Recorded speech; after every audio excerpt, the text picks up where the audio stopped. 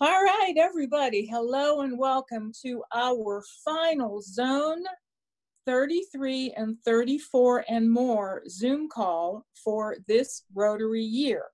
If you haven't done so already, we hope you'll go to the chat pane and let us know where you're Zooming in from. Today is a really special program because we have 3 cameo guests, and those cameo guests are your directors. As I asked you last week, how much do you really know about your directors? You know that we serve Rotary in this position, but what do you really know about us?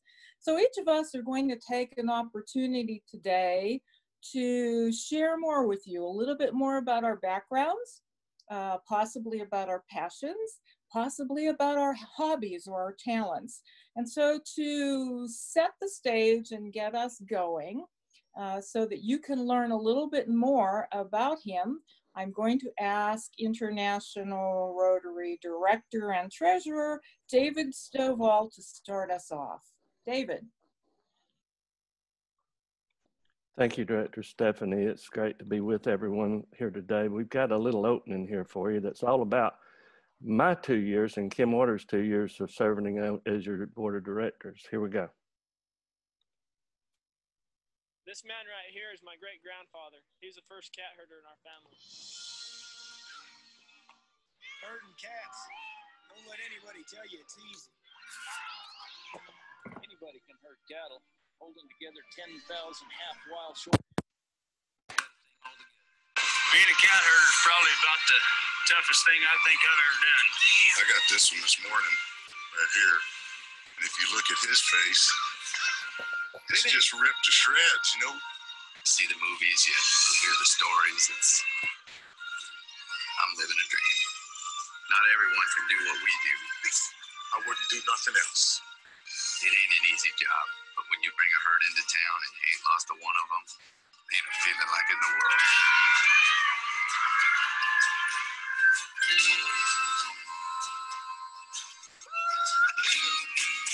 BDS, managing the complexities of the digital economy.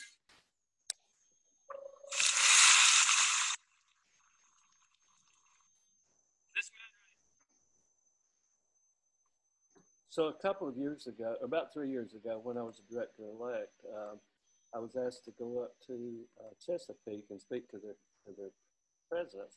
And I just decided I would, President-elect, I just decided I would do a speech about herding cats. And that's kind of what it has been about.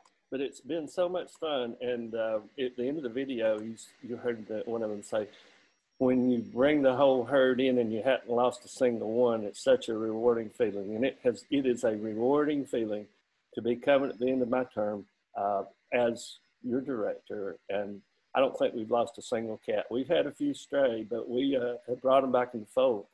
The Rocky Jacobs made a comment earlier that said, let me know what I was going to talk about. I said, God put you in front of my face this morning, Rocky. Rocky and I were governors in 94, 95 together, and we've been around a long time. But I wore my apron today. And this apron is because I was seeing it kind of as today is my last meal. And so I thought I'd come in so I could serve y'all properly. But then Rotary brought it up. It's like I'm in an apron a lot of the time. I'm cooking on my big green egg, but I'm trying to be a servant to you too. And I'm just humbled by the opportunity to get to do that with you while we herded cats for the last 2 years. Talk a little bit more later. Stephanie, back to you. Okay, thank you, David.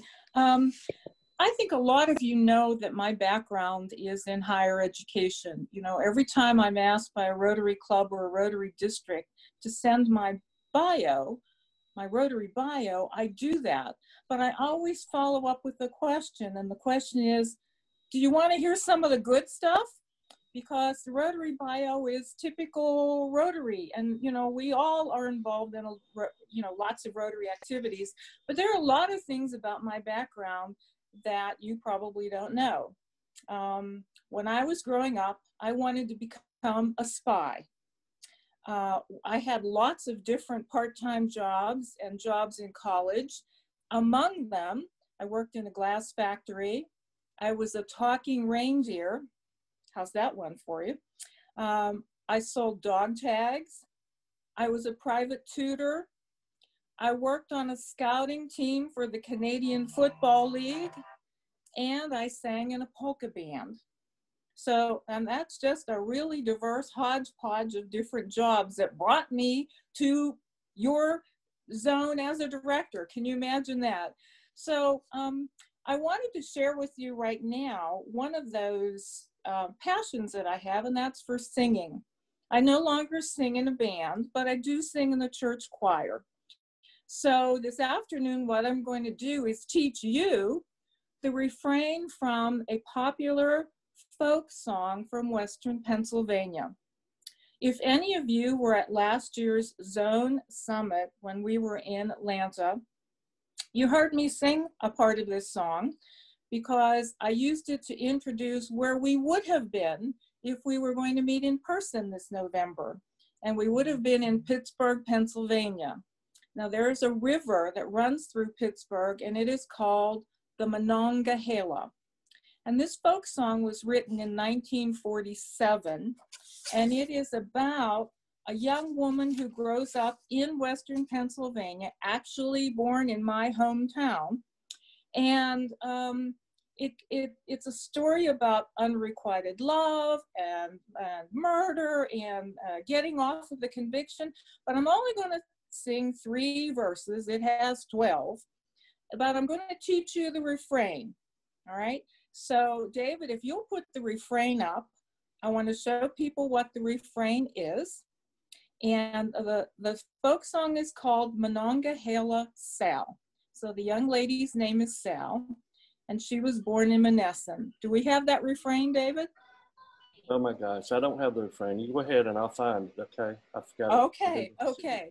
So the refrain is pretty simple. Okay, so it happens after every verse. So I'll sing a verse, and the one I'm going to ask you to do after I teach you the refrain is to keep your mics muted. All right, I know you have beautiful voices, but somehow we haven't figured out the technology to make it all work with all of the folks here. So the refrain is, roll on, Monongahela, roll on to the Ohio, roll on past Aliquippi, down to the Mississippi, clear to the Gulf of Mexico. So of course, those are all bodies of water. So there you see it, all right? I'll sing it one more time so that you can get the melody. So the refrain is, roll on, Monongahela, roll on to the Ohio, roll on past Aliquippi, down to the Mississippi, clear to the Gulf of Mexico. Okay, so David's going to leave that up, and I'm going to sing 3 verses of this folk song. And after every verse, I'll say, here comes the refrain, and you sing along at home if you caught the melody, all right? So this is Monongahela Sal. It was written by a man named Robert Schmertz, and he first recorded it in 1947. She was born in an old Monessen alley. Her ma and her pa, they called her Sal.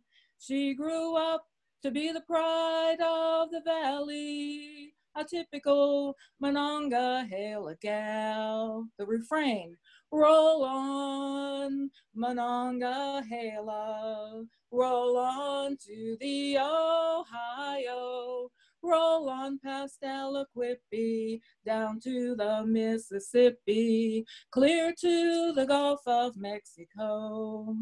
She was smart, she was pert, she was pretty, and the bloom of health was on her cheeks.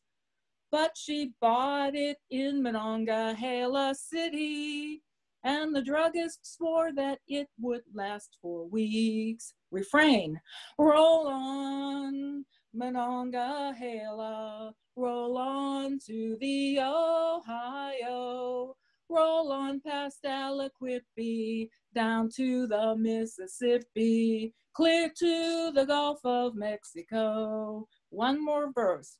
One night Sal was strolling by the river when she saw the Jason rolling by, and her heart gave a leap and a quiver when she spied the handsome pilot's roving eye.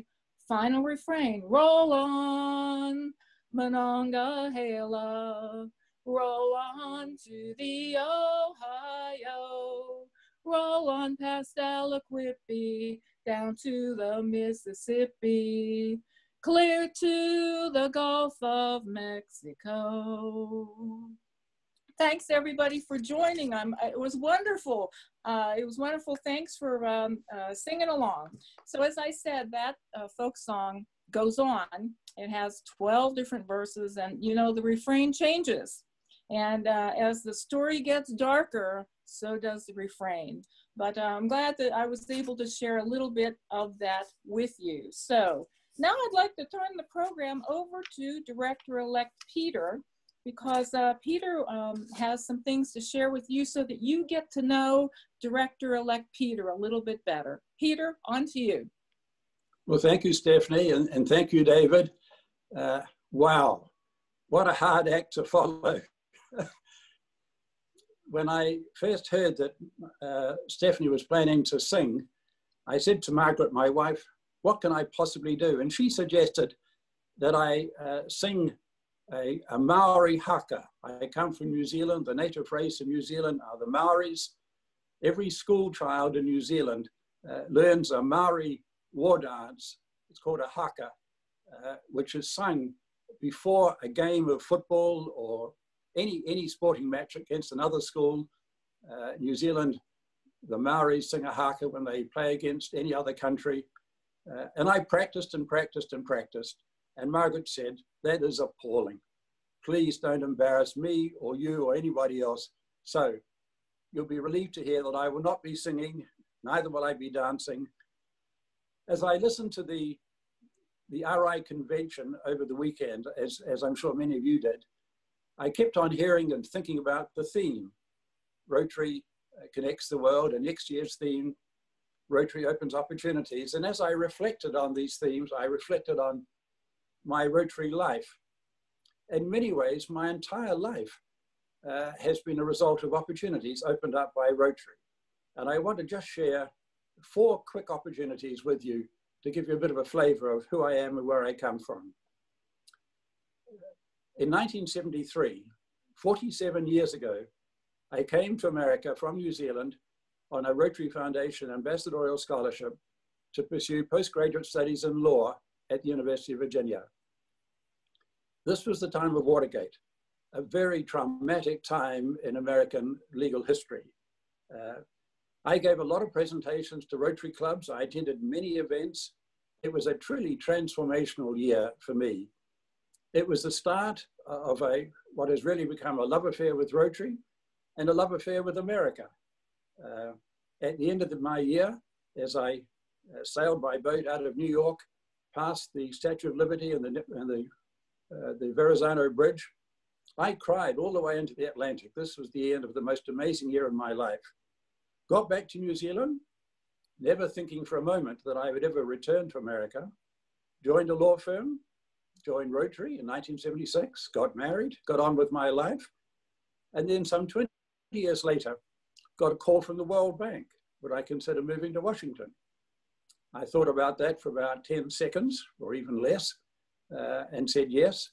And a few months later, together with my wife, Margaret, and our 2 children, moved back to America. Fast forward 10 years, my daughter graduated from UVA. Fast forward another 5 years, my son graduated from UVA. So Rotary opened up opportunities for me, and it has opened up amazing opportunities for both my children. Then when I came to Washington, I got heavily involved in alumni activities. I became the chair of the Alumni Association. I was very successful in getting a number of Peace Fellows successfully nominated. I was put on to the Peace Centers Committee, and then I spent 3 years as the chair of the committee. And this was a dream assignment for me. I just loved being on that committee. I got to travel to all the peace centers. I chaired several peace symposia. I got to meet hundreds of peace fellows, and I still regard that as one of the high points of my Rotary career. And then the third opportunity came with joining the World Bank. I traveled very widely with the bank. I was involved heavily in the transition of the former Soviet Union from a socialist system to a market-based system. For 16 and a half years at the bank, I was outside America on average 1 week in 2, traveling very, very widely. And I made up at dozens of Rotary clubs all around the world. And that led to being involved with the Rotary Representative Network, which is the network that oversees Rotary's relationships with United Nations and international organizations. And I was appointed Dean of that group 2 years ago. I stand down at the end of June, but that has been another dream assignment to get to work with international organizations and to see the potential for collaborating between UNESCO and UNICEF and the Commonwealth and the World Bank and other organizations with clubs and districts all around the world is just, for me, a very exciting opportunity. And then finally, the fourth opportunity that Rotary has opened up is about to take place in a week or so's time when I formally become a director of Rotary International, another wonderful dream assignment. So I'm blessed with many opportunities in Rotary. Because of the limitations of time, I can't tell you any more, but those are the four that stand out. And I thank each of you for your support in the course of this journey. And I just so much look forward to working with you as a director over the next 2 years. So that's me in a nutshell. And now I pass back to, I think, to David. Thanks, Peter and Stephanie. Wait a minute, a song with 12 stanzas? Did you say it had 12 stanzas? That's kind of like 99 bottles of beer on the wall, isn't it? Oh, me. Talk about time flying, and we've been saying what a difference a day makes. It is so hard to believe that we have been in this role for 3.5 years. You serve about 6 or 7 months as a nominee, and then a year as director elect, and then a year. And I have had several opportunities this past 2 years. First of all, my first year on the board, I was elected to be the bartender for hospitality every night. So we have board meetings all day, and then we have hospitality for a year, for an hour or so in the evening, and I was the barkeep. And then the second year class awarded me an apron and claimed me a celebrity bartender. So there's all kinds of things that you get to do in Rotary on the board that you really don't know about when you get into it. Not a lot of people know about it. I believe that we have done some pretty amazing things this past couple of years. Not that the other boards haven't, but wow, to go to the Council on Legislation and to get and be a part of admitting Rotaractors equal to members of our organization, or Rotaract clubs as members of our organization, and pick up 250,000 members in our organization. That to me was just phenomenal. A couple of weeks ago, somebody called me. They didn't have to call me, they did. And they wanted to tell me, thank you for the work. Well, Kim and I are just out here just doing stuff. We're just trying to do some good in the world. It's nothing about us, but it's all about Rotary, and it's all about making some change. Arch Clump said we need a foundation to do good, and we just want to see Rotary do good. This person called me up, and they said, they may be on the call, I don't know. They said, wanted to call and congratulate you. I know the year didn't turn out like you wanted it to, but you've had a great run. And I had just like, hey, I don't know how the year could have turned out any better. And here's why. Because my first board meeting that I went to, Barry Rassin was the president. And I said, we need to make some of this change that we keep talking about. We need to do some things differently. And after the meeting, Barry said, David, you've got the right attitude. Just to remember that Rotary is a big ship. It's not a little canoe. It's not a rowboat, it is a big ship. And if we can just get those thrusters on, we can start nudging the organization in a different direction. And for me, March 14th was pivotable for Rotary, because right after that, we had a pandemic. And we went to a virtual Rotary real fast. I was accustomed to Zoom visits. I've been to a lot of your clubs. I was, ever since I was on director-elect, I've been doing 2 to 4 Zoom visits a day out in clubs, out in the clubs. But wow, what a difference the day makes. All of a sudden, Peter and Stephanie and I are doing 6 and 8 Zoom visits a day, 6, sometimes 7 days a week. And to me, that was, the pandemic caused a major shift in the way we do business.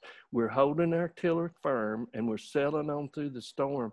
But I hope that we come out of the back of the storm whenever this pandemic is officially over and we get to our new normal. I just hope that the new normal will include some virtuality. Maybe not. I need a real hug. Okay, I admit I need a real hug. I'm not tired of our hugs, but I need a real hug. And so we'll have some of that, but I hope that your clubs will incorporate some of the new ways of doing things that we have learned out of this pandemic. And to me, it was good for Rotary. It turned the ship, sailing on further down the line. It's a great organization. I am so totally proud to be a representative from zones 33 and 34.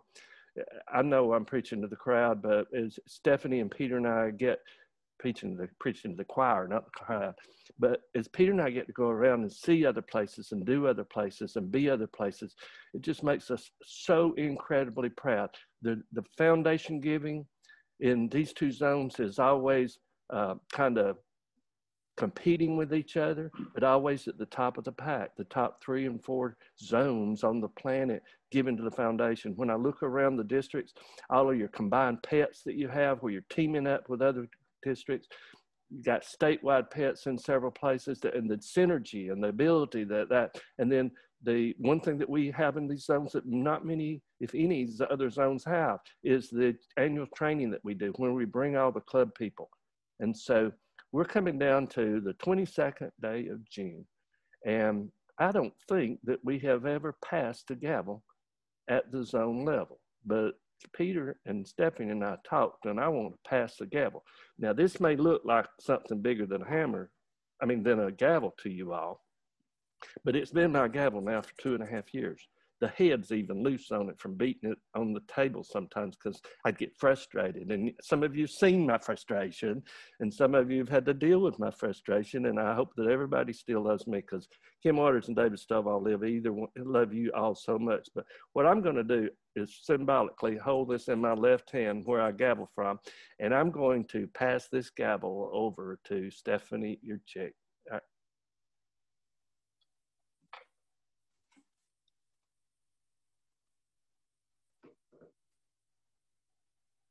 And I'm going to pass it over to Peter Kyle. Peter, can you grab it? And I've grabbed a crab mallet. I'm from Maryland. This is a crab mallet. You probably can't see this, but it was presented to me by the Rotary Club of Annapolis this time last year. So pretend that it is a gavel, and it's come all the way from Georgia via Pittsburgh, and now it's in my hands. So thank you, David. Thank you, Stephanie. It's been a pleasure for me to follow both of you. I've learned so much, especially from David, because he has so much more experience in these things than I am. But it's been a pleasure to work with David, to learn from him. And of course, I continue to have the pleasure of working with Stephanie for another year. So we're in good hands, zones 33 and 34. Thank you very much.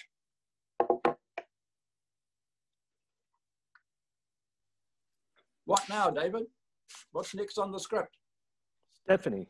It's back to me. So before I make some closing comments, I do want to take a moment, and on behalf of all of the Rotarians from zones 33 and 34 who are on the call, and all of them who are not on the call, as well as our friends of the zone, you all are the more in our title.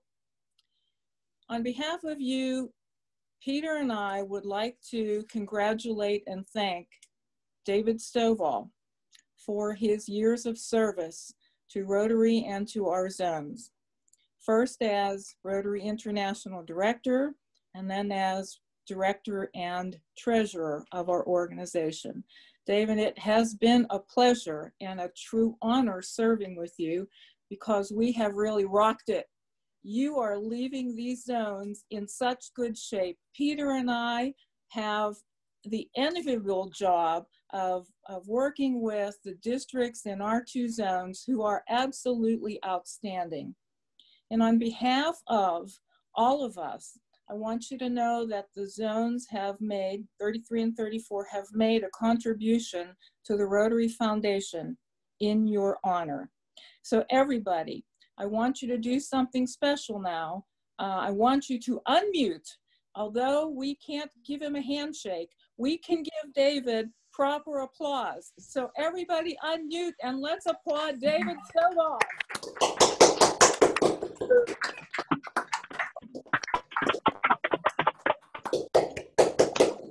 Well done, David. Well done. Good job. Well done, David. Thank you, David.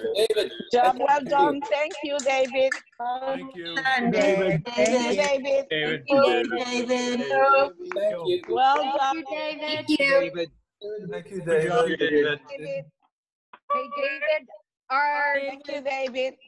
We all love you. Thank you for a great job. Thank you. It's been a pleasure to work with you. So before we conclude our meeting today, I did want to give you a little bit of information about the year ahead.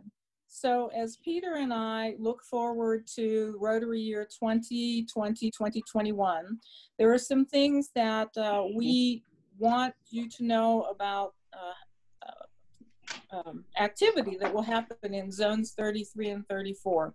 So first of all, we want to continue to help all of our clubs and districts embrace the priorities of the strategic plan. And we are here to help you do that. We also want to continue the absolutely fabulous feeding program that was started several years ago, and David has been behind it tremendously this year. We've changed the title a little, but it's still Feed 10 Million. It is our responsibility to help our neighbors in our zone. So we will continue to do what we can to feed 10 million. And finally, we also want to help our clubs embrace and use Rotary's diversity, equity, and inclusion statement because we want to continue to diversify and grow our membership. And finally, although this is the last Zoom call for this Rotary year, it is not the last Zoom call for the upcoming year. So beginning in July, on every first Monday, Peter and I will be hosting Zoom formation calls. And although they may have some more detail about activities in zones 33 and 34, those of you who are friends of zones 33 and 34, we hope you will continue to tune in because we think we can learn from you and you can learn from us. So on July the 6th, which will be the first call at noon, we will have a panel of presenters led by our Zone 33 and 34 Rotary coordinators, and we'll be talking about engaging and adapting for club growth. We'll also have a cameo guest that day, so we will keep that tradition, and I hope you'll put it on your calendars and join us for the first Zoom formation call for zones 33, 34, and more. All right, Peter, it's back to you.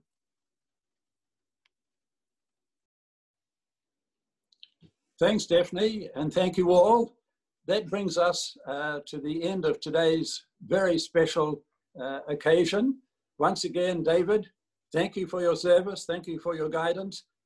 You may be stepping down, but I can assure you that as far as Stephanie and I are concerned, you're still on speed dial and you'll still be heavily involved in the activities of the two zones going forward. Before you do the four-way test, can I say one little thing? Please. So I love everybody in this room and all the folks in the area, but I'm going to single out three people. First of all, Stephanie and Peter. You all know, if you work with me, I'm big on WhatsApp, have been big on WhatsApp. Stephanie and Peter and I are talking every day, multiple times a day. We have been, Stephanie and I have been collaborating now for 2 years. And then as soon as Peter became elect, we brought him. We're talking about stuff all the time. And I salute and honor the relationship that I built, not only with all of these governor classes, the Pirates, the Alohas, and even got a great relationship with these Flamingos that I'm not even going to be serving with, but I especially salute Stephanie and Peter. And there is in our relationship, and Peter, I'll be in your back room whenever you need me, but you two have the spotlight in a few days. It's time for my light to go and yours to blaze.